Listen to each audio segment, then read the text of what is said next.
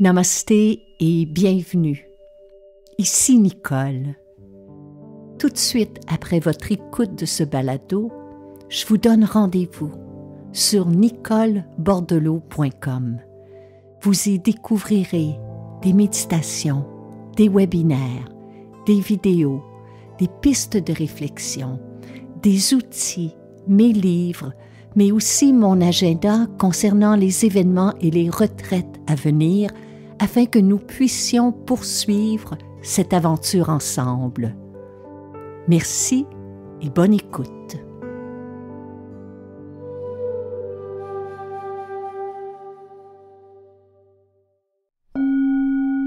Heureuse de vous retrouver. Bienvenue à un autre épisode de Nicole Bordelot en balado.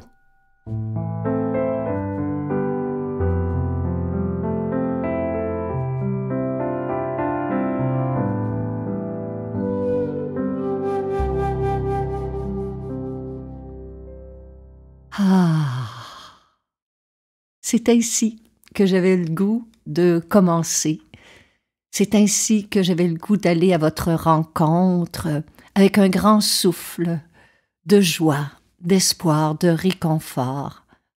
J'avais le goût de vous proposer, avant même de débuter cet épisode, qu'on prenne un moment pour respirer.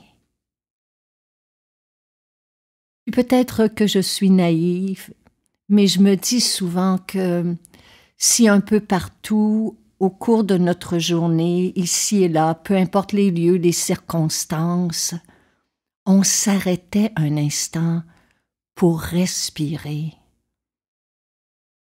Avant d'envoyer un courriel, avant d'expédier un texto, avant de naviguer sur les réseaux sociaux, avant une rencontre, une discussion, une conversation, si on attendait une seconde et qu'on prenait une longue, lente et profonde respiration,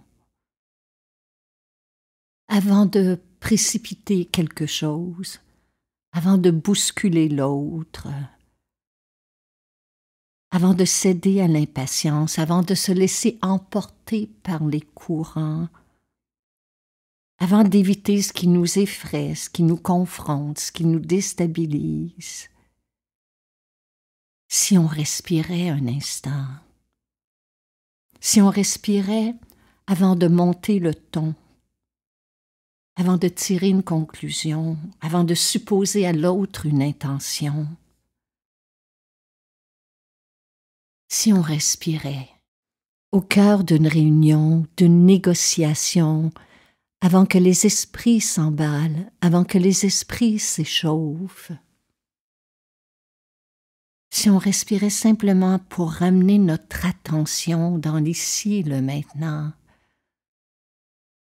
ici nos dirigeants, ceux et celles qui émettent les lois, les règles, ceux et celles qui détiennent le pouvoir, ceux et celles qui prennent des décisions qui influencent notre quotidien, si eux aussi prenaient le temps de respirer consciemment, peut-être que ça changerait un tout petit peu notre monde. Donc en cette fin d'année, l'un des plus beaux cadeaux à s'offrir à mon humble avis, c'est celui d'être en paix. Et le souffle peut nous y mener.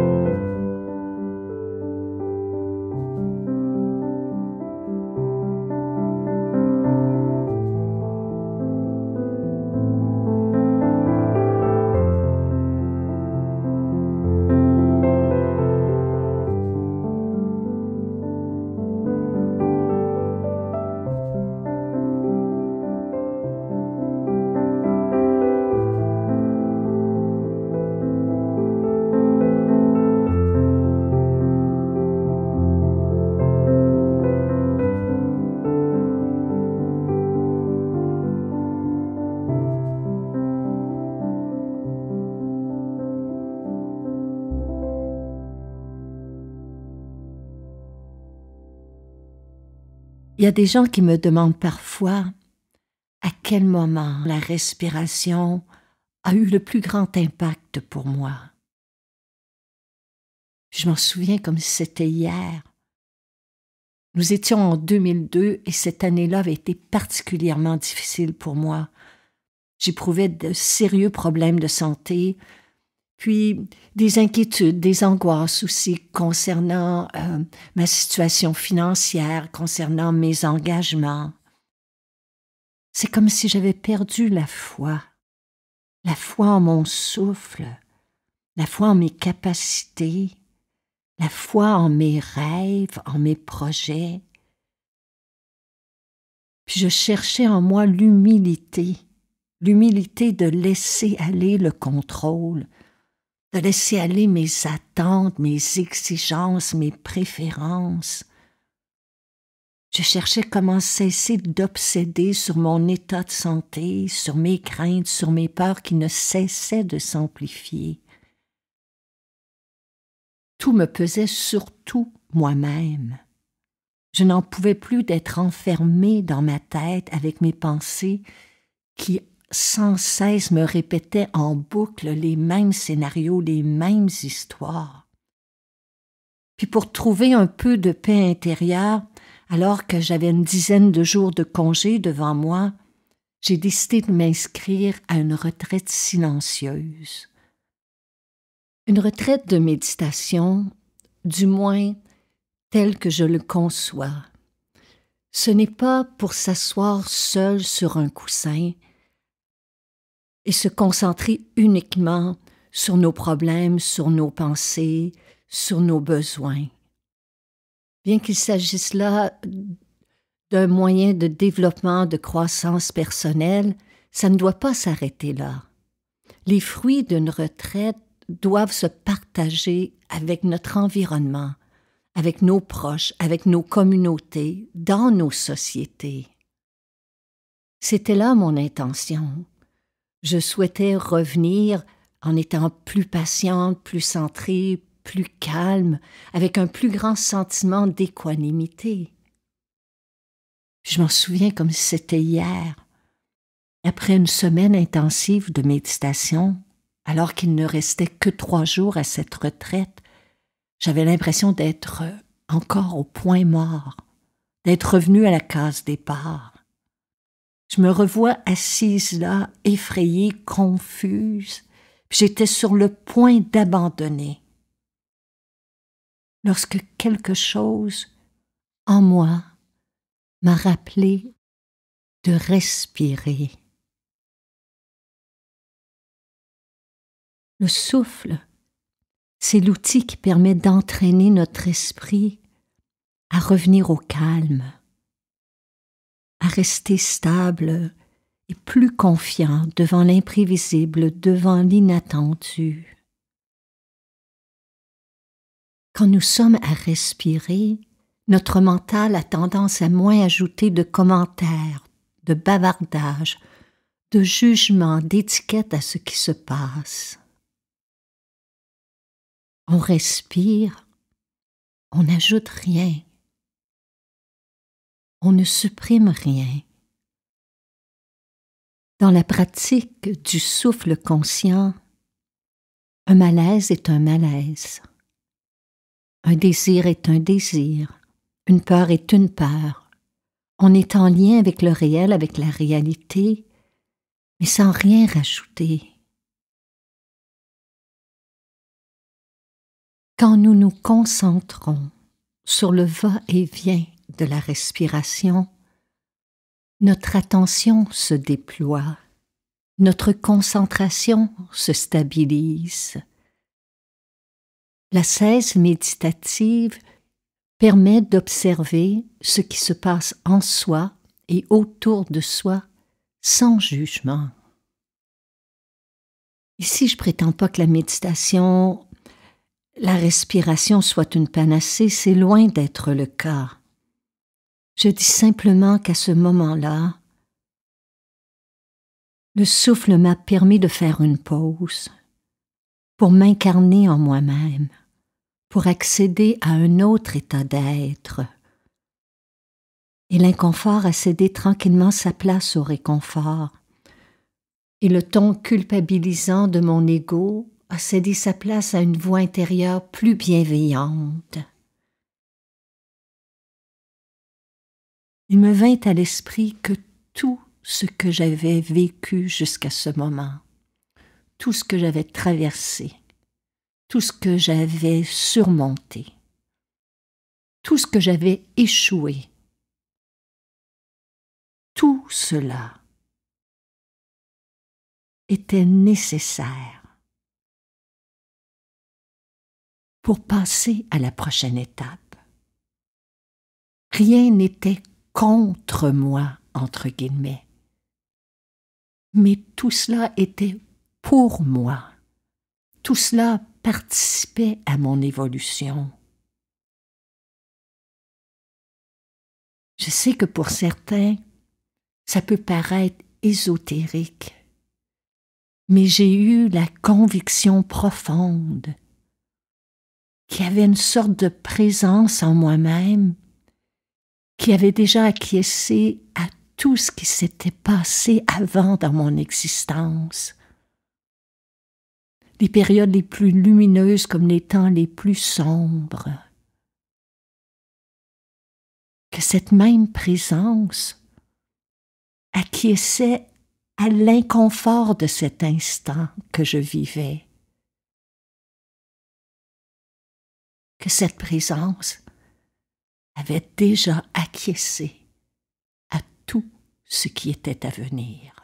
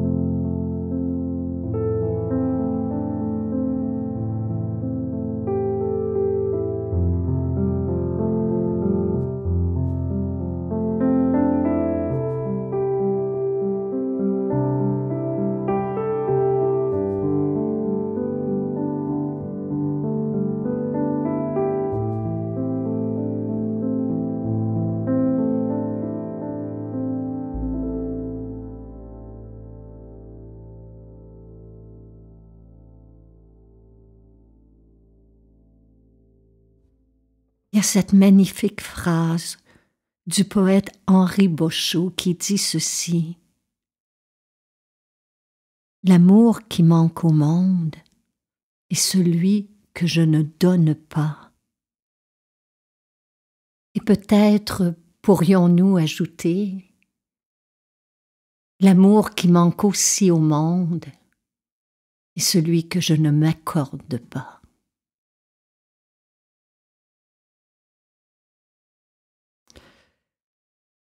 Pour ma part, il m'a fallu des années avant que je parvienne à adoucir mon regard envers moi-même. Puis je pense que apprendre à s'aimer soi-même est sûrement l'une des plus grandes pratiques spirituelles sur cette terre. Et c'est pour cela qu'elle est sans fin. Et c'est pour cela que je crois, en tout cas personnellement, que c'est la pratique à laquelle je devrais m'exercer jusqu'à mon dernier souffle. Certains se questionneront peut-être à savoir comment amorcer cette pratique. Par où est-ce qu'on commence lorsqu'on n'a pas appris durant l'enfance ou par le passé à s'apprécier, à se respecter, à s'aimer? Je n'ai pas la réponse pour tout le monde, mais je peux partager avec vous ce qui a été pour moi le plus précieux dans cet apprentissage. Un premier pas, c'est d'apprendre à se voir à travers les yeux de quelqu'un qui nous aime. Quand je dis quelqu'un, ça peut être un enfant, un petit enfant, un conjoint, un parent, un ami, un collègue, un professeur, un mentor, qui pose sur nous un regard bienveillant. Puis de se demander, qu'est-ce que cette personne perçoit en moi que je n'arrive pas à voir moi-même?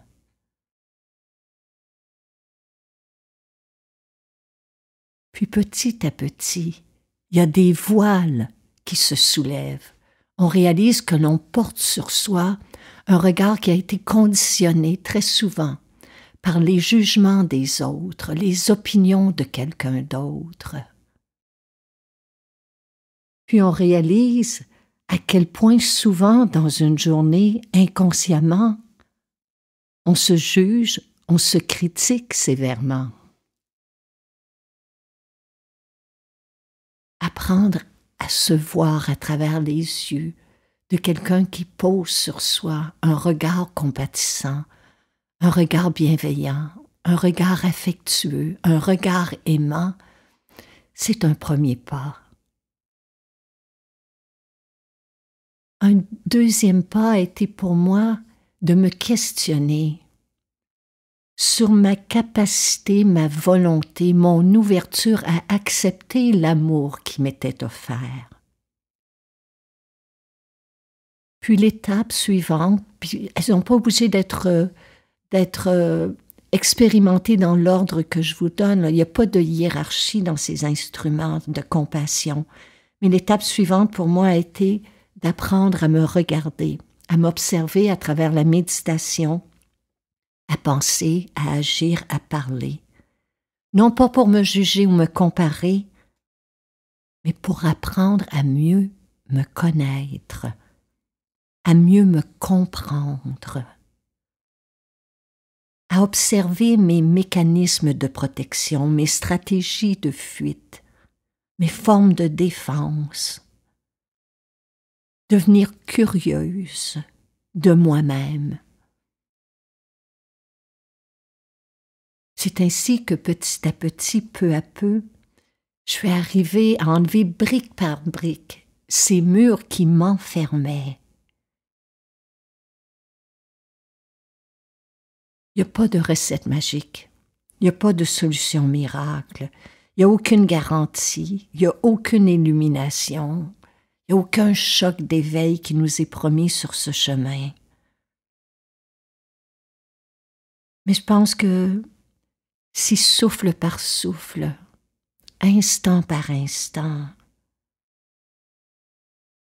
on apprend à adoucir notre regard envers nous-mêmes, à se rappeler de notre humanité, inévitablement, nous allons adoucir notre regard envers les autres et que notre vie, de cet instant, de celle qui est à venir, pourrait s'avérer beaucoup plus douce.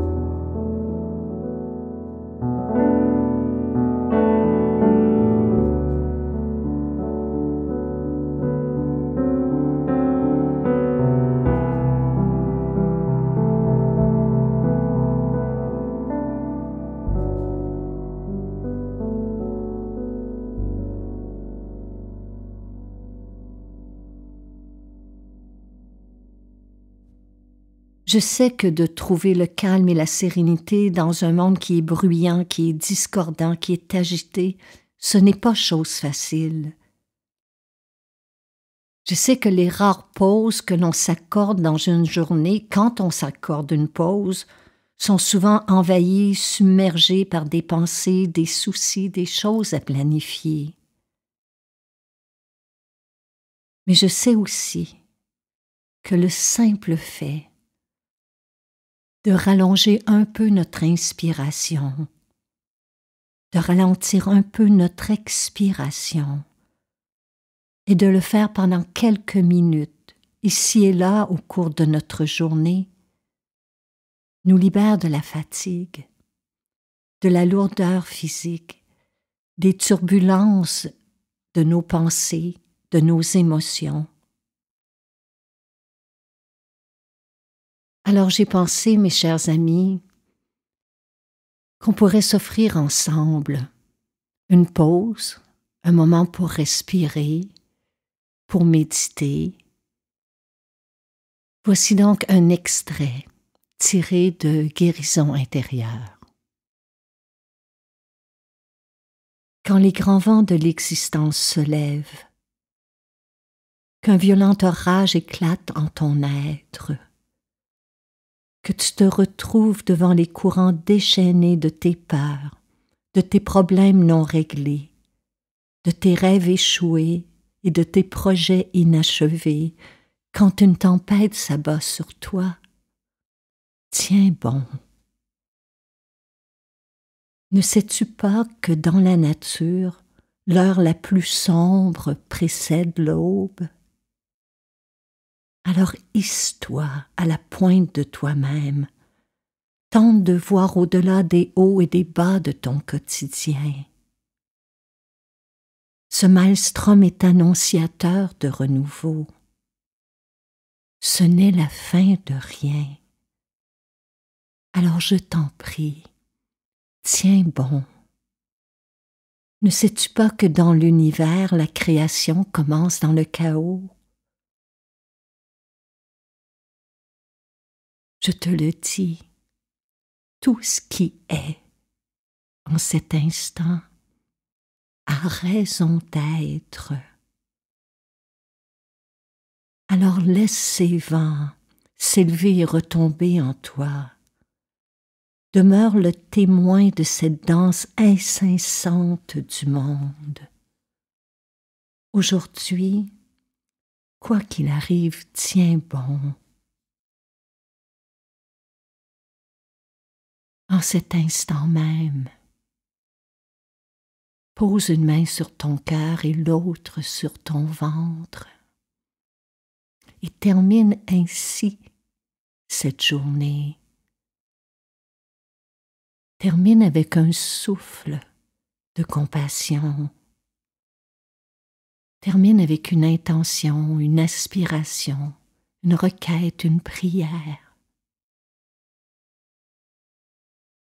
qui va ainsi. Puis-je apprendre à m'accepter tel que je suis? Puis-je avoir le courage d'être moi-même en tout lieu, en tout temps, en toutes circonstances? Puis-je apprendre à considérer mes erreurs comme des apprentissages? Puis-je avoir conscience de ma valeur? Puis-je me traiter avec bienveillance? Puis-je m'accorder du respect? Puis-je m'aimer tel que je suis? Car qui je suis, lorsque je le suis consciemment et pleinement, c'est suffisant.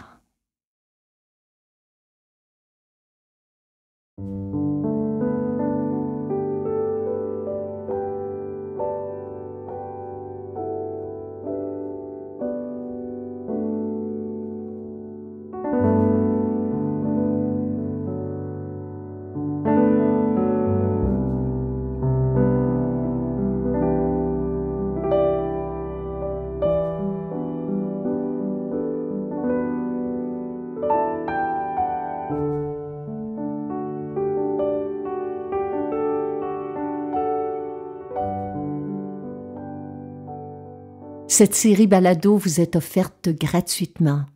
Toutes les fois où vous soulignez votre appréciation à l'aide de 5 étoiles et que vous écrivez un commentaire sur les différentes plateformes, cela nous encourage. Si vous appréciez notre travail et que vous pouvez nous aider à soutenir financièrement cette création, vous pouvez faire un don. Toutes les manières de le faire sont inscrites après la définition de chaque épisode. À l'avance, un grand merci.